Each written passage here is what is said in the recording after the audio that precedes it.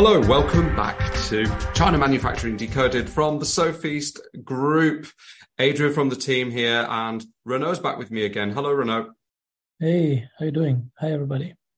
I'm well. I hope all the listeners are well as well.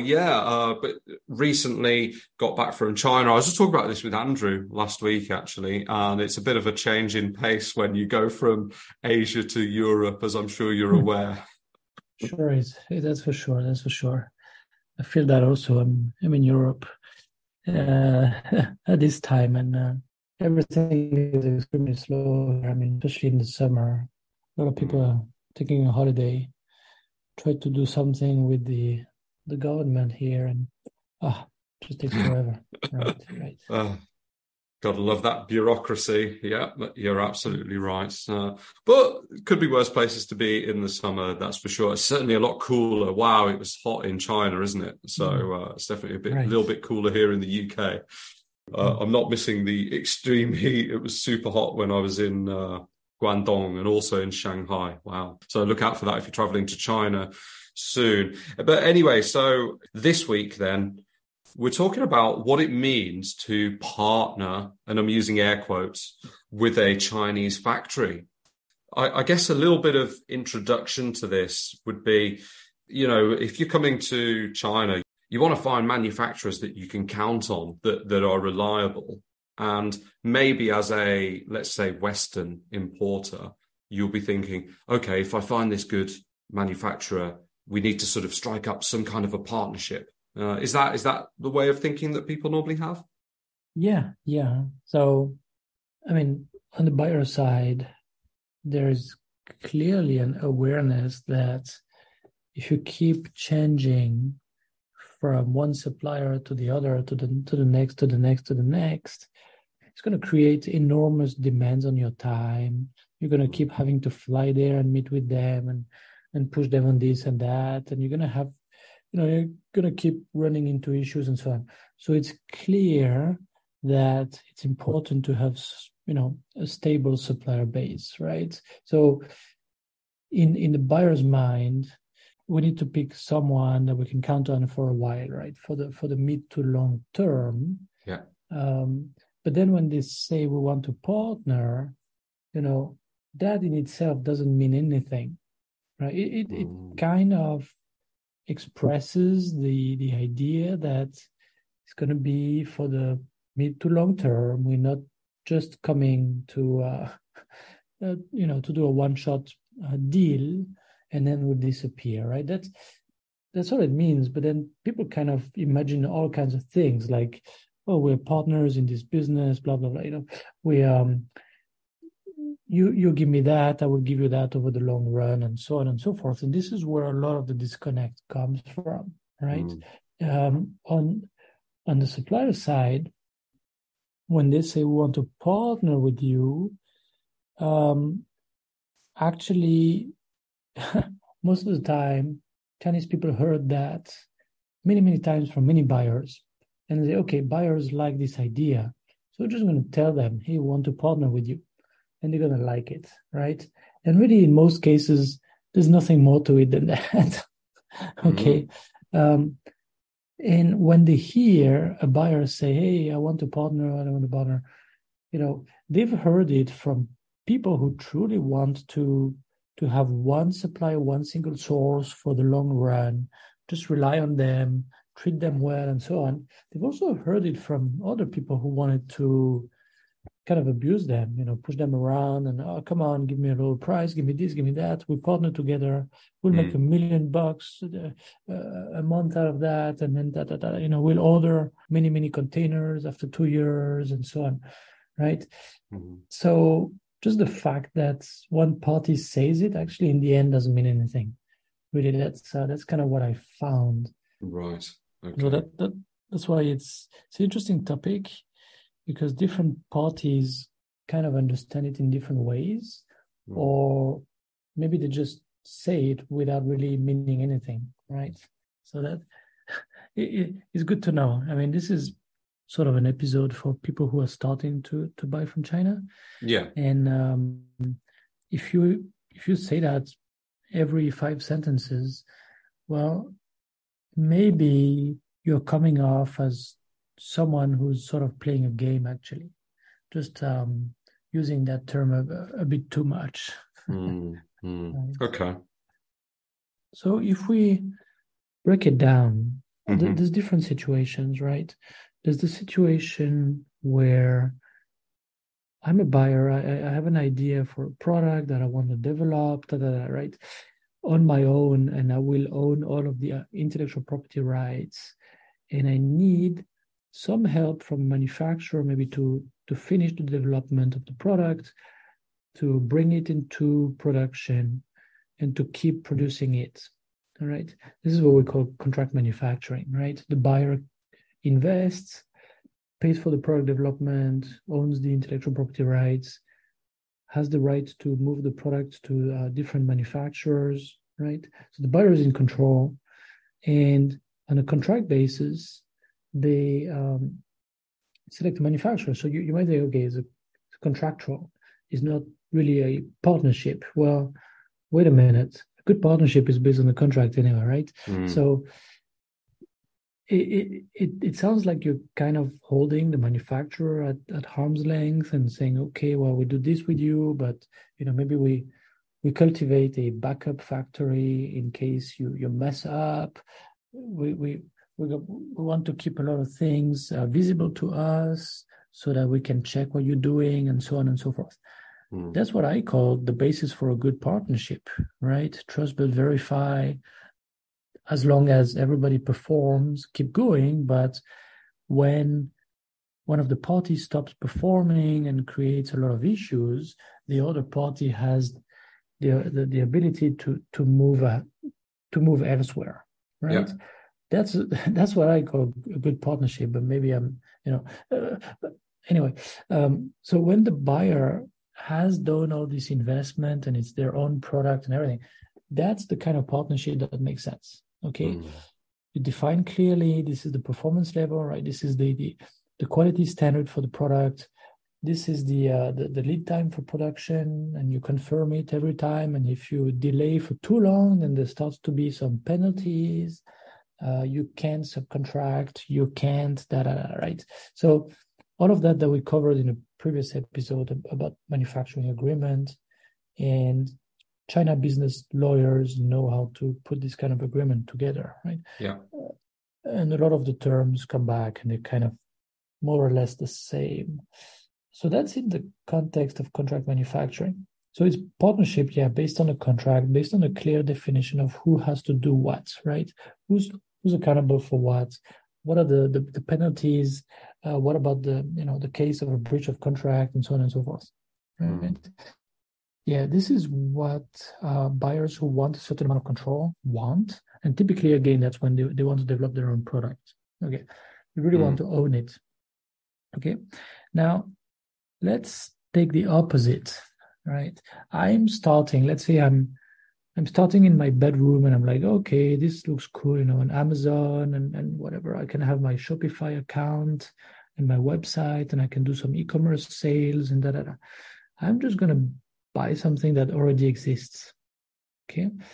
And this is a very, very different situation. It's a ODM, we call it original design manufacturing. So you work with an ODM supplier that has some products already developed. I'm careful not to say that they themselves have designed and developed, because in many cases it's not the case. It's not true. It's one of their customers. But anyway, you go to them, maybe in their showroom or on the Canton Fair or just on Alibaba or wherever. You see photos, they send you some samples. Okay, you see a sample, you say, okay, this is nice. I want it in that color, and the packaging will show this information with this artwork. And this is my branding, and that's it, right? This is really private labeling. People call it often, right? Just buying something off the shelf with very minimal kind of customization. Just maybe I wanted that color, I want that kind of packaging, right?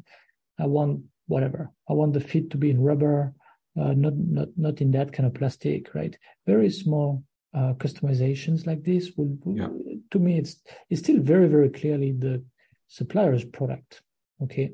Or maybe it's the product of another one of the customers, and they are messing behind that customer's back, but it's very hard for you to know. I mean, I really encourage you to do a bit of research, do a Google, what do they call it? Reverse image search and things like that. You just drag and drop it. Yeah, to see where that, the same kind of image, is appearing, so you can see, oh, okay, the same product is already on sale over there, right? And then you can ask the supplier, hey, what's going on here? Is this really your product? What's going on, right?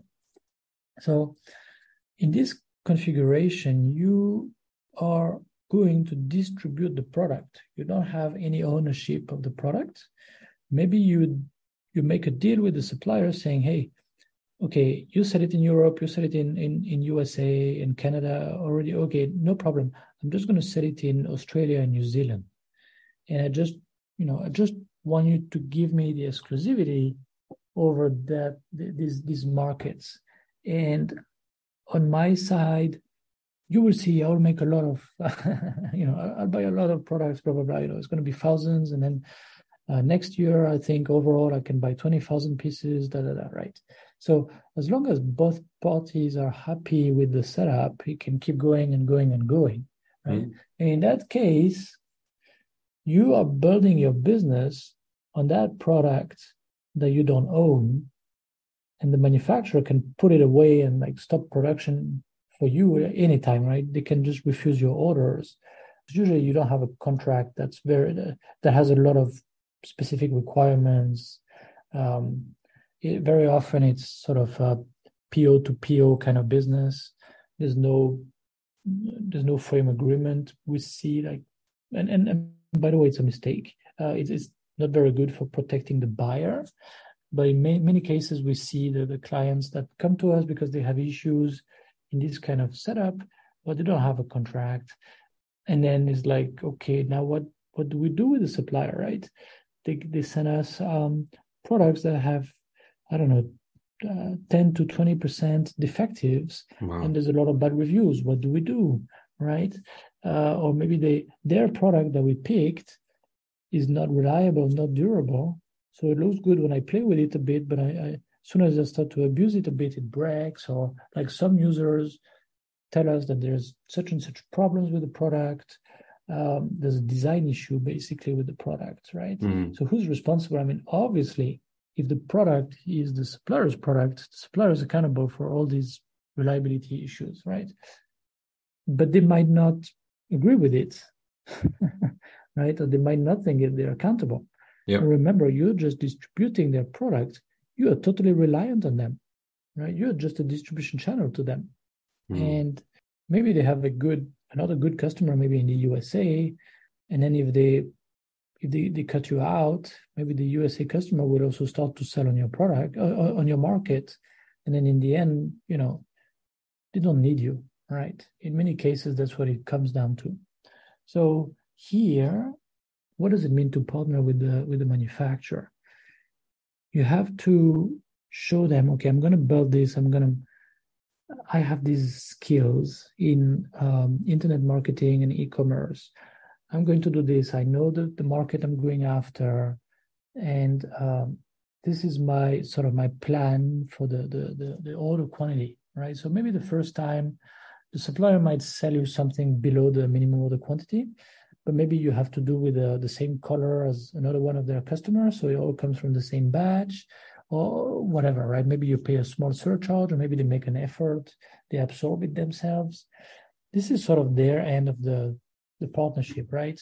Maybe at the beginning, keep you happy with a smaller order, and they put a little bit of effort in putting together the packaging that you need, and that, and maybe a little bit of effort on the price and maybe on the lead time, these kind of things to make it easier for you.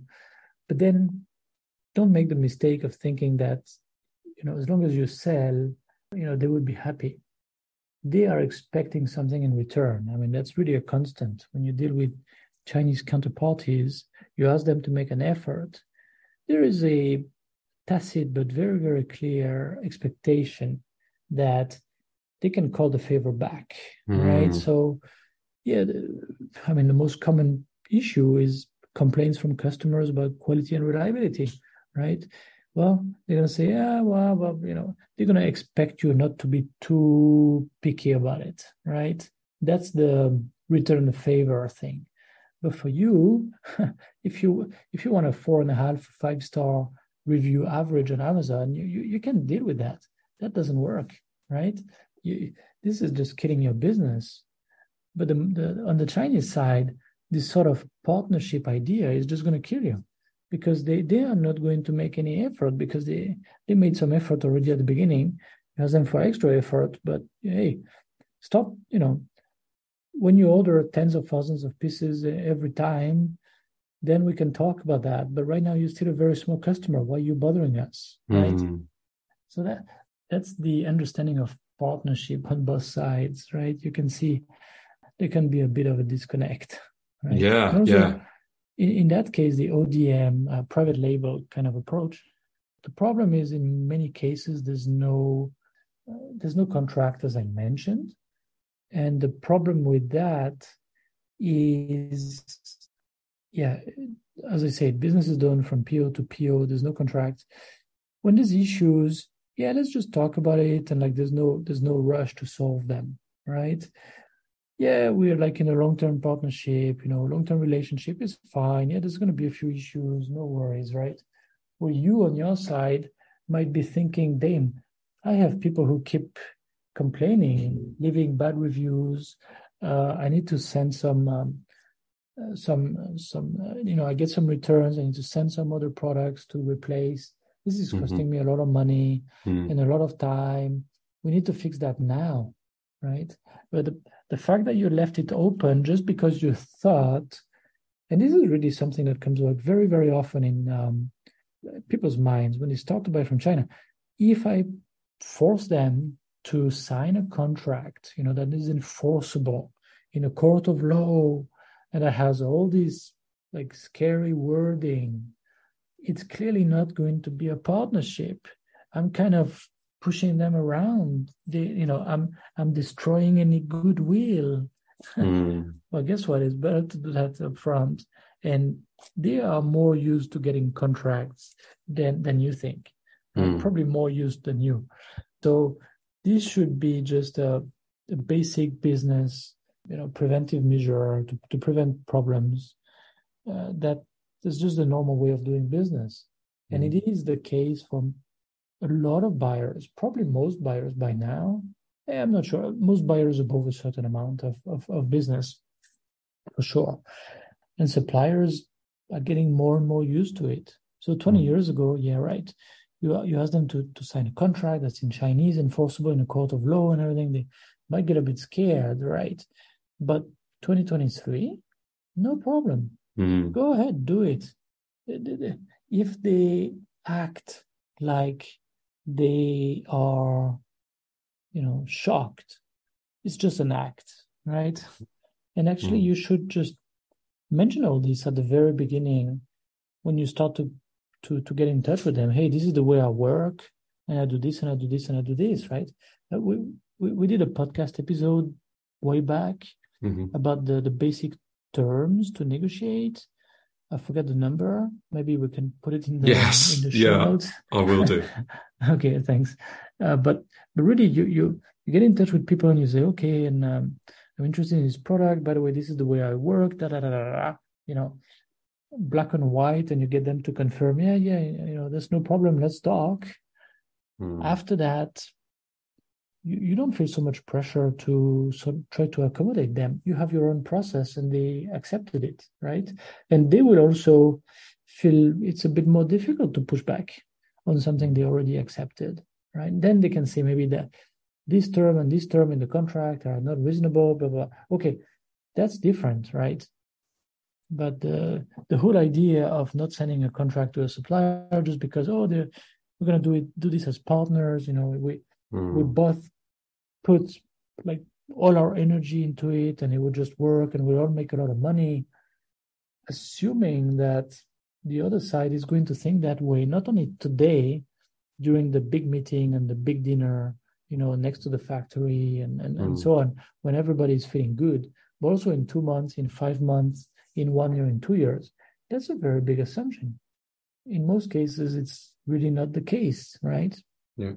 In the US, there's not just the US, but there's some books like The 7 Habits of Highly Effective People or something like that, right? From Stephen Covey, and some other books that say, win-win, cultivate the win-win situations.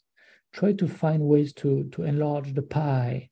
Try to find ways to make all parties benefit, right? So that when there's a deal, you just grow the pie. There's a lot of negotiating books about that, right?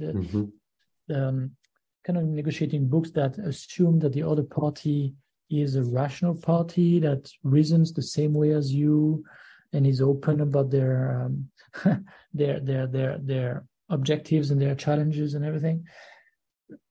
That doesn't work well in China. They have a very different culture, a very different way of negotiating, very different way of really seeing, analyzing a relationship, right? It's much more about win-lose, who's winning, who's losing. But this whole idea of win-win, again, they know that Western people, especially in North America, like that idea very much, and they will say it. Let's do a win-win, and let's do a win-win-win, and stuff like that. I see it all the time. But before you do that, you have to do the basics. What are the performance criteria? What are the quality standard, the lead time, and the penalties for late deliveries, and all these kinds of things, right? Is all of this okay? This is the basics. Before you start to think about all this other nice touchy-feely stuff, right? Because this win-win thinking usually doesn't really permeate deeply into the way that people think at the factory. Even though they might speak it, but they might not really act by it and really believe it deeply, right? Like, that a lot of people have found that. So that's really a warning when you think about partnership and win-win and all that stuff. Yeah. What exactly are they understanding, right? Yeah. No, you're absolutely right. Unfortunately, or maybe fortunately, everybody's different, and Chinese people in general, they're kind of wired differently to people from the West, and it's not wrong or a negative. It's just a difference. So I think it probably comes from culturally and the society there. So I do understand why people want to throw terms like partnership around, and having I think maybe a good relationship is a better way to think about this, isn't it? Like, yes. If you're worried about, am I asking too much by asking my manufacturer to sign a manufacturing agreement that basically just means that everybody's going to behave in a professional way?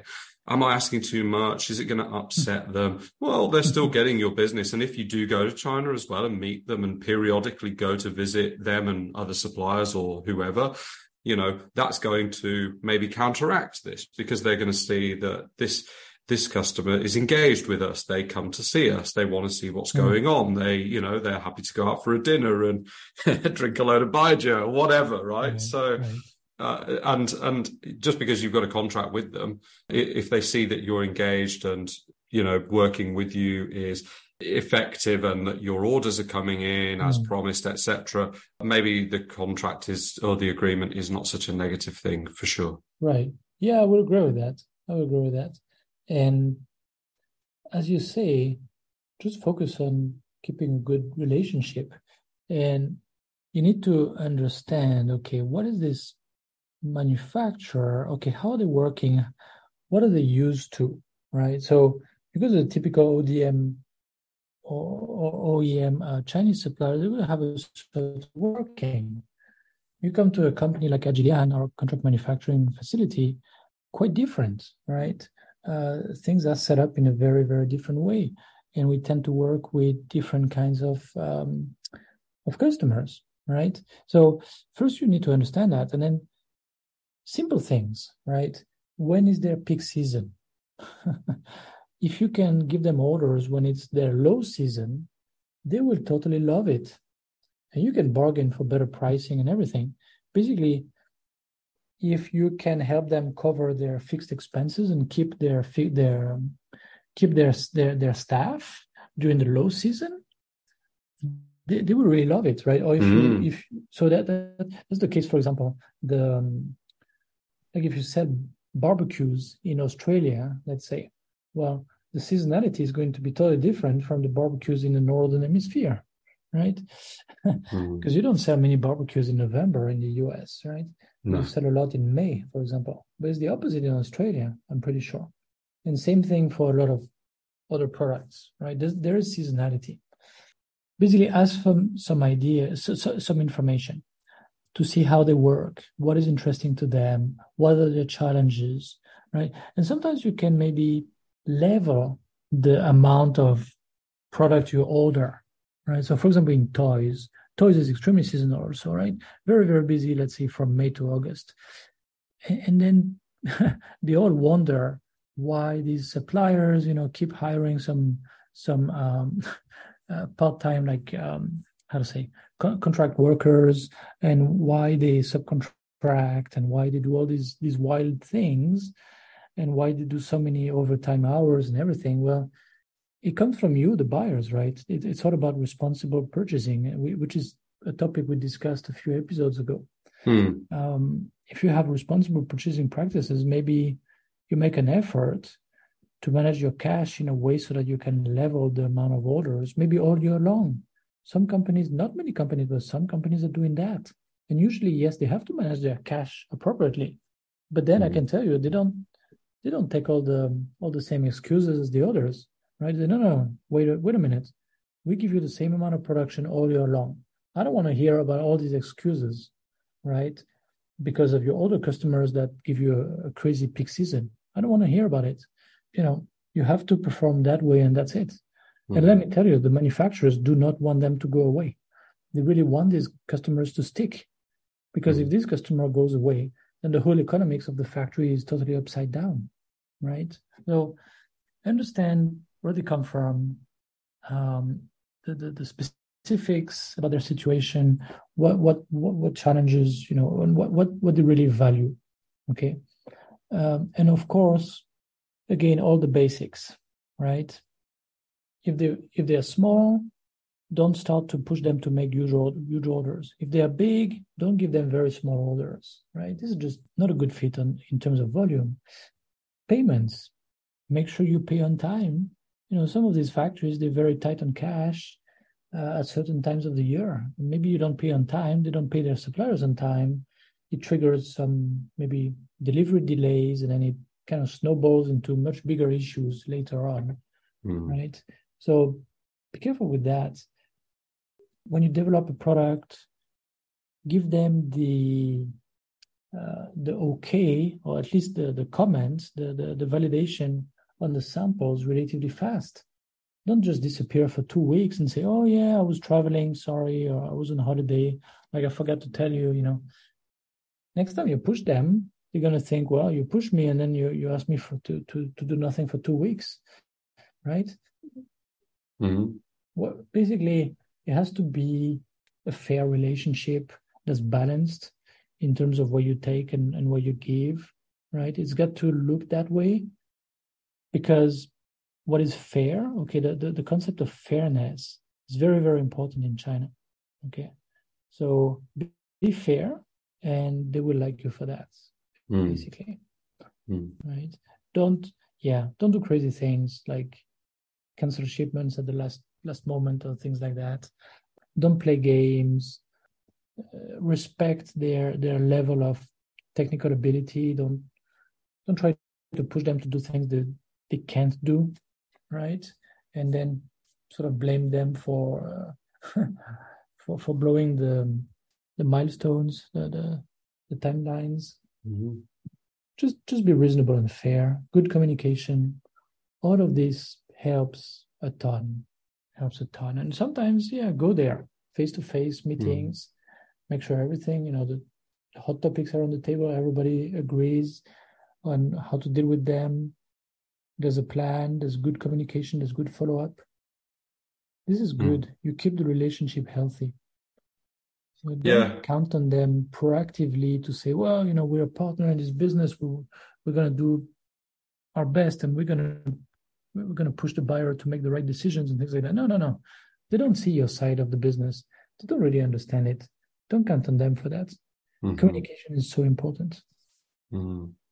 Yeah, this is a really good sort of exploration of relationships with the Chinese manufacturer and what the sort of concept of partnership does or doesn't really mean. And I think what we're learning from what you're talking about is that making efforts to cultivate a good but professional relationship is worth maybe a lot more than trying to say to a potential or a manufacturer, yeah, we're going to become partners and we'll grow together. And, ultimately, what does that actually mean? So I think that the points that you've made about building a mutually, respectful and reliable relationship, it is clearly more helpful.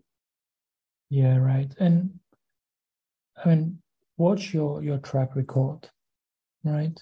I remember, for example, company that it was in let's say in fashion, I would just say that, with different styles every season.